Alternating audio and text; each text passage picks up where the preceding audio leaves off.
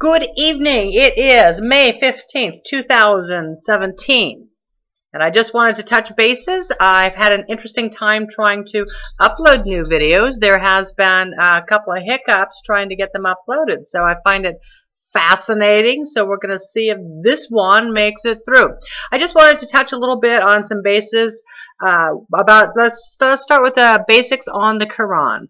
I don't know how many people have actually slowed down long enough to understand that it was indeed written by one person during his lifetime versus something that we're traditionally used to, like the Bible, that was written by many authors over a long period of time, if not centuries, as well as the Torah. The Torah was written again by several authors with symbolism and concepts and parables in them that you would kind of understand and you could apply to yourself. But the Quran is actually a guidebook and a rule book, and it is very, very strict. It is very precise. It is more of a doctrine. It's a religious ideology. It has both politics and religion put together. It has a political agenda. It has a legal agenda, as well as a morals and rules agenda for behavior. So it's all of that rolled together. It is not a religion. It is a societal governing document that must be followed to the letter. It's written in pieces, and if there is a contradiction in part of it, you'll be reading along. The first part of it was fairly mellow and supportive and loving and very peaceful, but as the author wrote more and more, something must have irritated him, and he got very angry, and his later writings were very violent and very aggressive and very oppressive.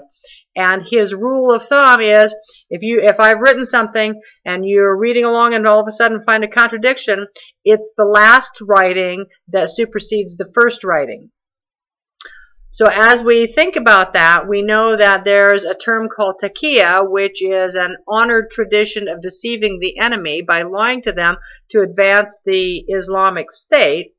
So if somebody were to tell you that, Islam is a peaceful religion, they're looking you in the eye telling you that because they believe that they can tell you that because it's written in the Quran. However, what they're not telling you is later writings supersede what was written in the beginning, and that if you change any of that belief system or you do not follow that belief system, you are sinning, and there's a lot of punishment by death. If you disagree, criticize Allah or Muhammad or the Quran, it's actually punishable by death. The duty of Muslims who follow Islam, it is their duty, as it is written in the Quran, to overtake any place that is not Muslim, that the world will not be at peace until Islam is the law, Sharia is the law in all of the world. So it is their duty as a Muslim to push this religion forward. And I think we need to understand and recognize that, where that's coming from. So for those of you who don't have a grasp on that, I think that gives you a little bit more understanding of why we get a little concerned when Sharia law is being introduced into our schools, into our political systems, and into our legal systems.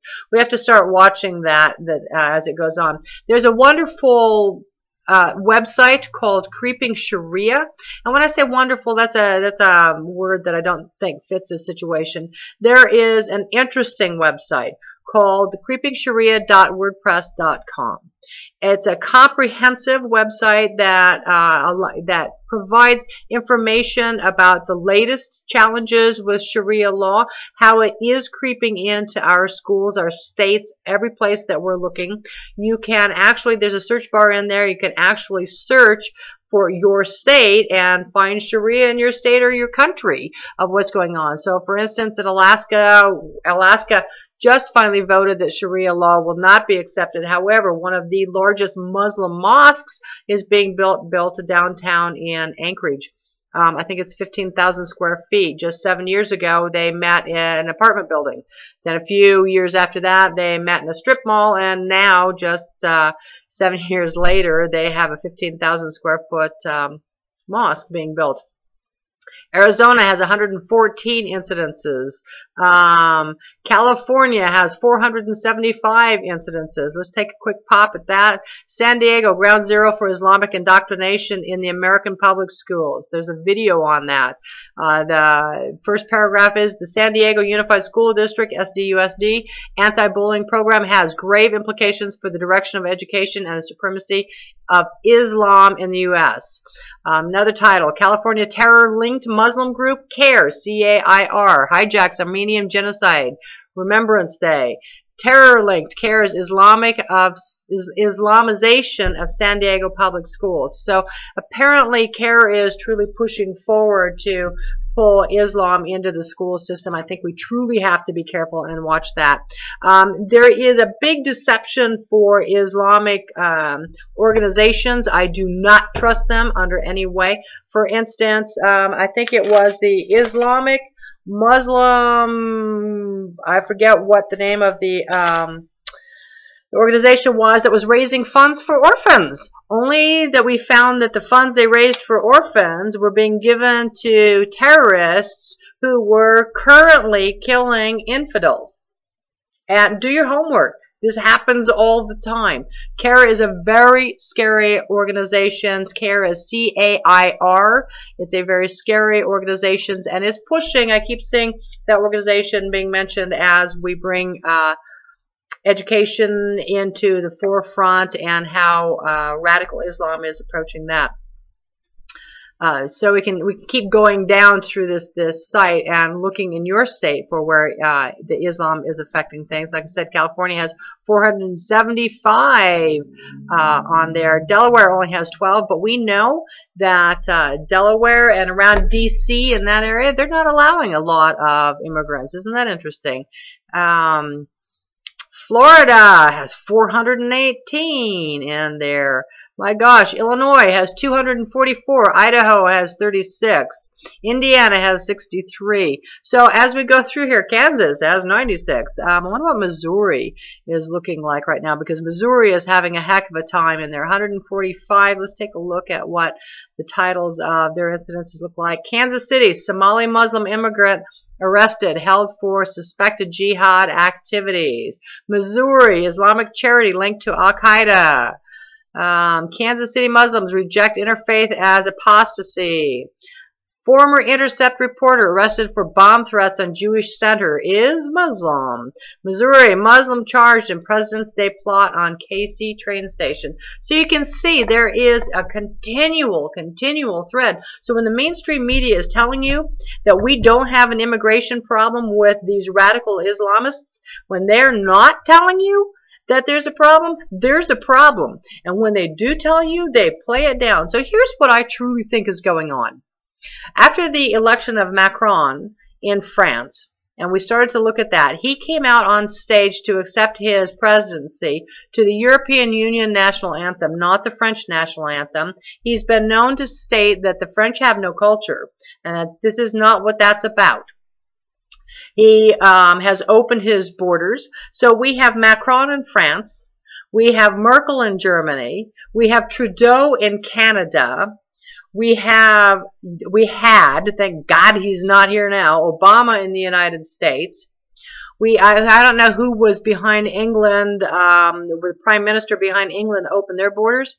Well, England is a classic example. They're lost. They have 155 Sharia courts right now in England. They were not even allowed to put Easter on their Easter candy this year.